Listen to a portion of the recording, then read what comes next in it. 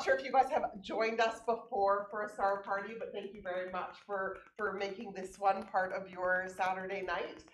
We are up here, well, almost every other week these days, now that we're in the winter. So check our website for the next star party. We do have a special event coming up next, not a star party, but something a little bit different that will be posted on our website in the next coming days. So we have some treats through the winter season, so it's so again, welcome to this hill. Wasasanich, as the indigenous people, the Wasanich people have called this land since time immemorial. This is a very important land to the local indigenous people, and we are so pleased that we get the pleasure to work and play on this land. We are in for a treat tonight. We have, speaking for us tonight, we have Jessica Westlake. So Jessica's from Pemberton and graduated from the U of T, University of Toronto. She completed her master's in London on the history and philosophy of science. She has a wide range of interests apart from her academic pursuits. So other than history, she's interested in animal welfare and the criminal justice system. So Jessica, I will let you explain to us a little bit more about the play in history and science and how we get to where we are. Sounds good. Thank you very much. Okay. Enjoy. So, before I begin, I might be a little nervous. This is my first talk ever on something that's really important to me, because I think it's quite interesting and fascinating. So, forgive maybe a little bit of a stutter, a little bit of anxious nerves, but thank you. Thank you. So, what I'm going to be presenting today is the importance of the history and progression of science. And I'm going to start off with kind of a little agenda. I'm going to introduce the question because it's quite a big one. It's got lots of terms, and I think it's worth kind of investigating a bit on what I really mean by some of the big words. And then obviously I'm going to answer the question and give reasons why the history is so important. Then I'm going to talk about how we use kind of the tools that the history of science gives us. And then following that, I'm just going to kind of provide an encompassing theory of the history of science and how we use it and why it's important. And that's kind of going to be a following theme throughout my entire presentation. But without further ado, let's get right into the actual big question. So why is the history of science and its technology important for the progression of modern science? Again, that is a mouthful of a question. And so there are a couple main terms I want to explain, and it's history. What is history? Well, I think it's just the study of something that's happened in the past. So whether that's 2 seconds ago, we can call that history if we wanted, or it's the ancient Greeks, which can also be history or ancient times. The second term that is important in this question is science. And that's because the word science, the term science, doesn't actually appear in a lot of our historical texts. It's only come up in the mid-14th century. And before that, what we know as science today was called something else. It was called natural philosophy. And so it's important when we are using history, when we're learning about history of science, that we're not going to see that word describing what science was back then. You know, physics was under the umbrella of natural philosophy, not under the umbrella of science as it is today.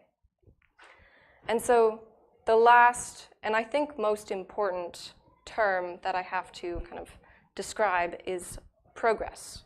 What is progress? What do I mean when I say that it is important for science to progress? And progress is a context-sensitive term.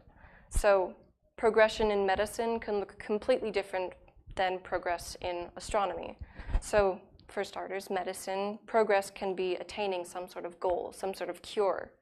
And in astronomy, it can merely be just gaining more knowledge, gaining more understanding, more truth about our universe. And so that's kind of the main question here is, why is the history of science and its technology so important for the progress? And of course, I could tell you why. That's something, you can take in the information and that's that. But I think it's important to know how to use the information I'm giving. How can we use the potential of the history of science? And so that's going to be kind of the second part of this lecture. But let's answer the question to start. So the history of science gives us inspiration. We can learn valuable lessons and facts.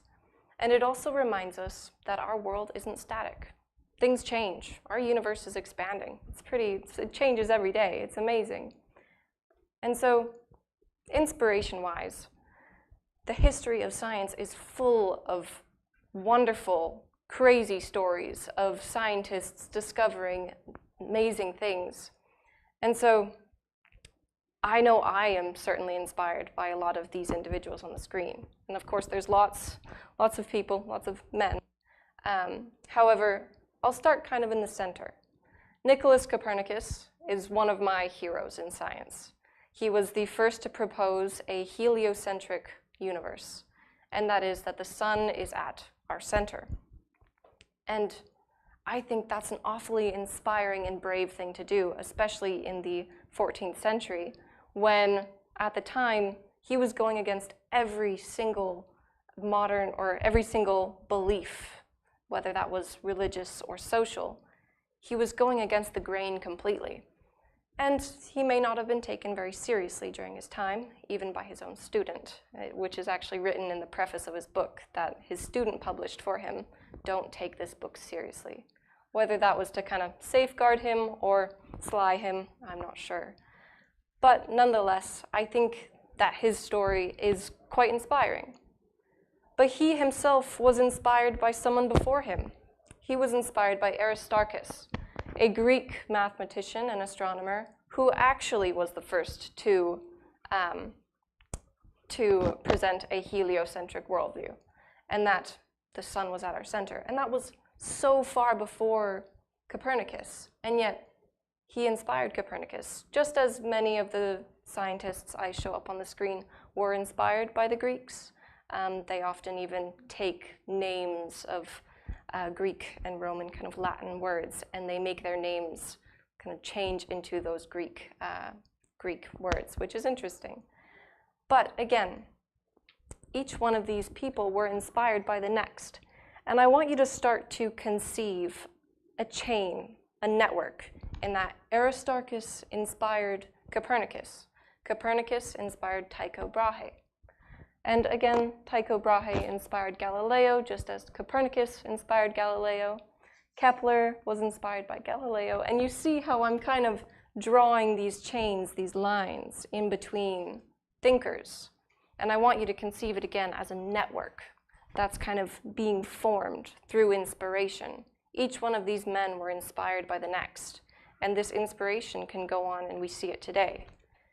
And so, kind of following that line of thought, we can learn lessons from the history of science. So the history of science not only inspires us to think, push boundaries, and go beyond, but it also just gives us more facts about the universe. We are learning things from the past. We discover things, and those discoveries become history. And so we are merely adding to this lake of knowledge that we are constructing. Again, kind of theorizing it as a network. This flow of information through, one discovery builds upon the next, builds upon the next, and builds upon the next. And so again, when we look at the history of science, we learn lessons, we learn facts. But we also learn about solutions to problems, whether that's better ways to accomplish our goals, or we learn what works and what doesn't. So in terms of technology, obviously we can see that it's progressed, because we've looked back at our past instruments, our past telescopes, and we see what works and what doesn't. And so the history of science is important because we can learn lessons about, again, progress. And then finally, and I think the most interesting, is that the history of science shows us, it directly presents us with this idea that our universe changes. And so there are many instances. I'll give you one. When Tycho Brahe, one of the astronomers that I had on the screen, he was a Dutch astronomer. He was walking home one night after a party, and he looked up in the sky and saw that there was a new star he had never seen before. And he is very well in doubt about what's in the sky. He looks at it every night. And so in awe of this new, I forget which nebula it was, but it was the birth of another star. And he went back home and revisited his work he had done in previous years, just to make sure that it wasn't a reoccurring star or any sort of other celestial object that kind of has grander orbits and revisits the Earth's kind of orbital space. And so in revisiting his own historical work and the historical work of others, he realized that this was a new star. This is something new and exciting, and then he ended up investigating it further. But again, that just shows that revisiting our work in science, it's not just reading history. It's not just kind of mulling it over. It can give us new ideas, new discoveries. And so that's another reason why the history of science is important. But now that we know why, and it's going to get a bit more complicated from here, how can we use the history of science? And before I kind of begin this part, I really want to drill it in that I hope we understand now through kind of this network theory of the history of science that there is no isolated instance of scientific discovery. Each moment, whether it was through inspiration or through just mere building up from facts, there is no isolated instance of scientific discovery. And I think that's really important that we just continue to note, because now we can kind of conceive this history of science as a network. But how do we tap into this network? How do we use it? Again, that's kind of, we know it's important, but how do we use it? Well, and I'm going to present a case study on this as well, but we can tap into it physically through engaging with historical technology like telescopes, or any sort of instrument for that matter, or we can tap into it epistemologically, and that's another big word, but just think of it as knowledge sharing, or like I'm doing right now. I am directly connecting you guys to some sort of network, some sort of information flow through by teaching, by reading, any of that sort. But the main part I'm going to kind of focus on is physically, and that's where my case study goes into, just because it's a bit more interesting. There's more possibility. And so the case study is on the Wilson telescope. This is a telescope in England, and it is a 1881 24-inch refracting telescope owned by Mr. William Edward Wilson. And he was an amateur astronomer of his time, which kind of means he was just a wealthy gentleman who really liked astronomy. And the importance of this telescope is that not only did it make monumental discoveries, but it was donated to a university after it made these discoveries. But let's go on and see what it actually did before I get to that part. So this is Williamson, or his name is really complicated because his son is also named Edward. It's just a whole mouthful. Anyway, William Edward Wilson, looking through his telescope, and it's quite beautiful to see because nowadays we don't really look through our telescopes. We just have computers. But he made monumental discoveries in terms of nebula and star clusters, as well as discovering multiple cataloging of proper motions of stars. And so these are just some of the images he took with this telescope. And so we can kind of also see on the walls here which images are taken here. And if you look at the difference in progress, it's very little, but it is a lot at the same time. But he did more, just in looking at these, cataloging so many instances and making huge discoveries. But this is all good, and this is all great.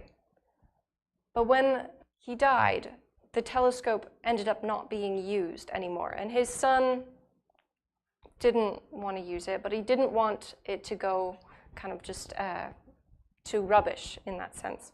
And so it was donated to the UCL, the University of London. And, sorry, I'm kind of losing my train of thought here a bit, but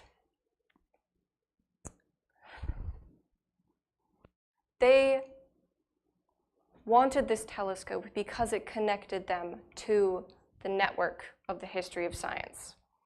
And it connected them through the same ways that I've shown before, and the same reasons why the history of science is important, in that building on and looking at the mass discoveries that this telescope made, they saw it, the university saw it as an opportunity to inspire students, to inspire enthusiastic amateur astronomers, as the Astronomer Royal said in his presentation when kind of arguing for the acceptance of this telescope at the university. And so we see that through this physical telescope, they were tapping into a historical network that this telescope kind of was already building upon. You know, these discoveries on proper motions and nebula and star clusters. And so the university saw it as the perfect instance to situate themselves and gain that prestige and gain that inspiring motive for astronomers. The second, of course, is the lessons learned. There was so many discoveries made by this telescope. I had an issue in picking which ones to put on the screen. But of course, the university also built up from these discoveries, and they continued Wilson's projects, investigating nebula and star clusters. And so they again situated themselves through utilizing this telescope and making themselves a part of that network and progressing forward, continuing that path. And of course, and again, most interestingly, they connected to the network and were kind of predisposed to the idea that the universe is not static. They were faced again with changes. When they were re-imaging the images that Wilson had taken, they noticed changes and shifts, and that led them to catalog more and more proper motions of stars, which, if you don't know what a proper motion is, I didn't really either. And so it's the motion of a star against a non-moving background. And so it's quite prominent when you are looking at images over a certain amount of years. You'll see the star tracks across the sky. And so this is quite interesting. And they built upon that and revisited the work. And again, I think that's one of the most important things we can take from the history of science, is recognizing that we can revisit it and it's not kind of futile. So of course, this is kind of where I'm wrapping up a bit, a network towards progress. So again, revisiting this idea that there's no isolation in science. And if we tap into a physical technology like the university did and build upon it and inspire and educate, we can progress science forward in a way that pays heed both historically, but also progresses forward.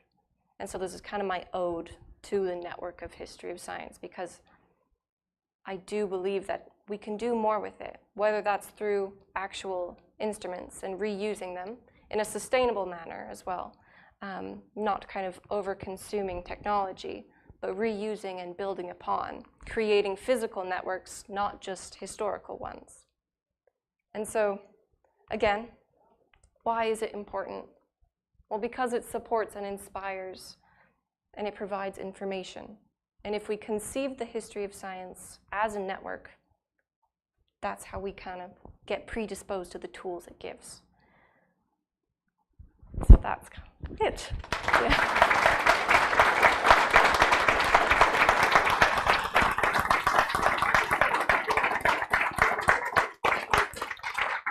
And you're welcome to ask any questions as well. I hope to be able to answer them if there is any.